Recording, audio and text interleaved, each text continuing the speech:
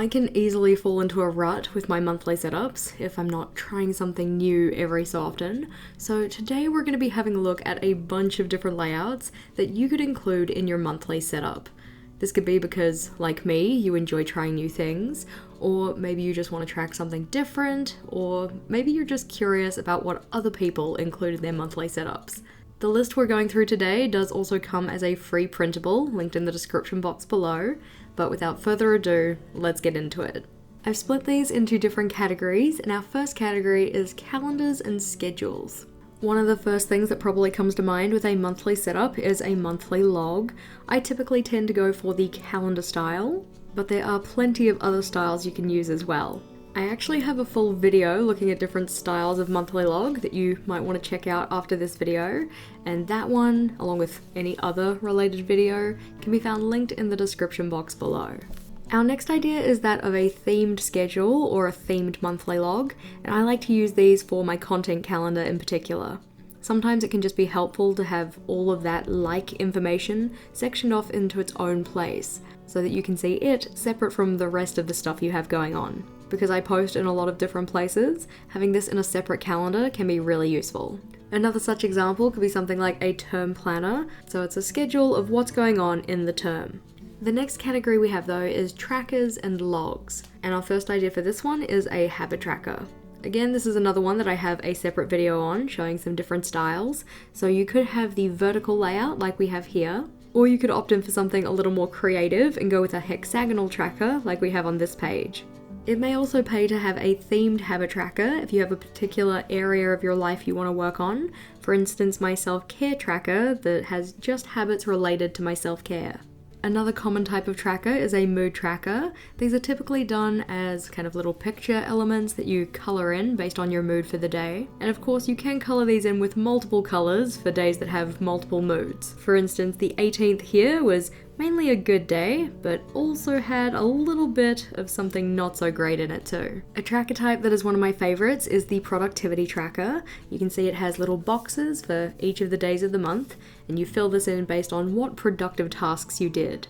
I like to color code mine based on the kind of life area. So in this one I had yellow for work, orange for personal, and then red for leisure time, because leisure can be productive too. Rest is important. A type of tracker that is certainly not my favorite is a chores tracker. That's more because of the subject matter rather than the actual design. I actually quite like this design. But if chores and cleaning and household tasks are something that you struggle to keep up with, yes, I am talking about myself, then maybe a tracker could help with that. You may also want to include a meal log in your setup. I find these really helpful because a lot of the time it's not so much about what I ate, but more about what did I spend money on. One of my biggest spending areas is food, so having a meal log helps me kind of associate certain charges on my bank account with the places I was eating. But you can of course also use this to hold you accountable for making better food choices. Another type of tracker or log that you might want to use could be a health tracker. In this one I had healthy habits, my weight changes, a steps tracker, and then a separate type of tracker that we'll talk about in a second. Having all that information in the one place in my setup though was really useful. The next idea we have is that of a family tracker or log, and this could be something like a family schedule where you're keeping track of all of the going-ons for your various family members, or it could be something more like a relationship tracker. So how much time are you spending together, and what's the kind of status of your relationship in terms of conflict reasons, or whether you're using each other's love language, that kind of stuff. You may also want to include trackers and logs related to finances, so that could be something like a bills calendar or an expense log / spending tracker. If, like me, you're not so great at knowing when to put your phone down, then something like a screen time tracker could also be useful. Of course, depending on what you're using your screen for, you may want to kind of tweak the different time categories that I have here, whether that be to have less screen time or more screen time.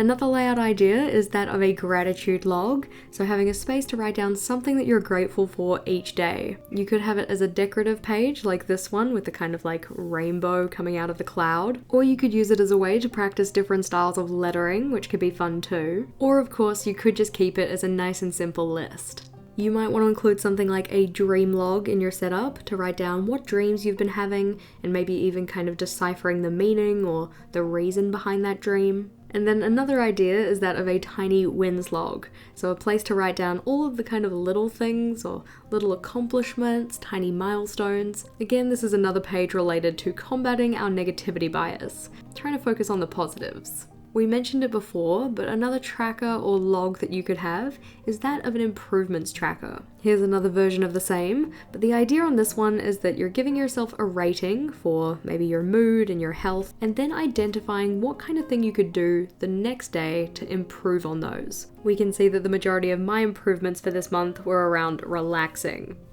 Yup, that fits. Another page idea for combating the negativity bias is that of a self-love log, or a place to write down things that you like about yourself. Again, this is another opportunity to practice your lettering, or you can just keep it simple with an individual box for a daily descriptor. On the topic of self-love, you could also have a page dedicated to a self-care list, or like this one, it could be a self-care bingo board.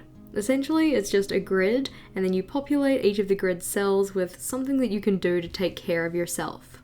Another tracker/log idea is that of a time tracker, so that you can kind of see patterns in your interaction with different areas of your life, or if there's something that you're trying to spend more or less time on, this can be a good way to hold yourself accountable to that. On this one, I just have the hours for each day listed along the top, the numbers for the month along the side, and then a little key at the bottom so I know what each color block actually represents. A similar idea is that of a sleep tracker or sleep log.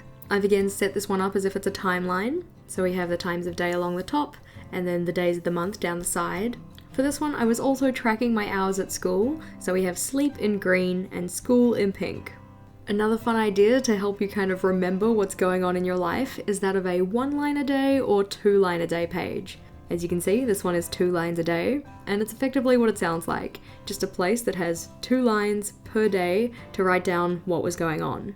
It could be a simple list view like this one, or what you can do is actually combine some of the ideas we've been talking about, like this one, which is a productivity log, but then also a mood tracker, and also a 2 lines a day page. This is what I would call a combo tracker, so you've brought multiple trackers together and combine them into one. And I have a separate video on that concept, also linked in the description box.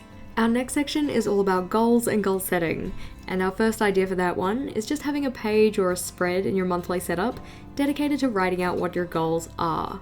This could also be done as something more like a bucket list for the month, but again, it's effectively just a space to write out the things that you want to accomplish in that month in particular. I'm a big believer in the idea that a goal is much less likely to happen if you don't have a plan, so having an action plan or an action list in your monthly setup can be super useful. Some general tips would be, make sure that your action list is set up before the month starts so that you're actually able to hit the ground running, and schedule a time to check back in with it daily so that you're actually getting this stuff done. It's always good to celebrate our progress though, so having a space dedicated in your monthly setup to milestones could be good too. Though you may, like me, prefer to have this as more of a start of journal setup page rather than a monthly setup page. Our next category of ideas are those related to tasks and to-dos, and our first idea for this is a monthly task list, like the list of eternal sadness that I have here. If a long-running list like this makes you a little bit anxious though, what could be more helpful is something like themed checklists. One such example is my topic content planner here, the one where I have a list for each of my different courses and all of the stuff that I had to do for each of them individually. Having them sectioned out into separate lists just helped me keep a little bit more organized with where I was up to for each of the courses. But in the case of really just wanting to get ideas out of your head and onto paper, something like a brain dump can be really useful. You just get all the ideas down first and then organize them after the fact. One of the most common layouts that we see related to tasks and to-dos are that of weekly or daily logs, and I have a huge playlist of my different weekly logs if you wanted to check that one out. As per every other video mentioned, it is linked in the description box. Another monthly spread idea that could be helpful for you is that of project planning pages. The projects that I was working on here were all related to different topics in my various courses when I was a teacher. A type of project that could be a little bit more fun to plan is that of an experience or a celebration, so you could have planning pages associated with that in your setup too. For instance, this birthday planning spread that I did in my journal a couple of years ago. Because our bullet journals can be for anything, you may also want to include some notes pages in there, whether it be something like sketch notes like we have here, or just regular paragraphs of notes. Notes of a more personal kind include things like journaling, and you can have pages dedicated to that in your journal too. I don't know about you, but often when I have a good or new idea about something, I often end up writing it down somewhere that I lose, so having a space in your journal dedicated to putting those ideas could be useful. On this one, I've sectioned it into work ideas, home ideas, and personal ideas, but it could just be a long-running list. Our next collection of monthly layout ideas I'm calling the Just for Fun pages, though technically they could serve a function as well, and the first layout idea in this section is that of a doodle or decoration page. This could be to commemorate something in particular. For instance, this one here I did when I was announced as part of the design team for Archer and Olive. Or it could just be a page of doodles to fill in some space in your journal. One type of page idea that is quite common but is probably just for fun is that of monthly cover pages. And you can see a huge range of those in the monthly setup videos that I have on my channel. And that full playlist is linked in the description box below as well. A great way to fill up pages in your journal can be quote pages, and I often try and tie them to the theme of the month, or I'll try to have them relate to a problem that I'm facing, or the time of year, something like that.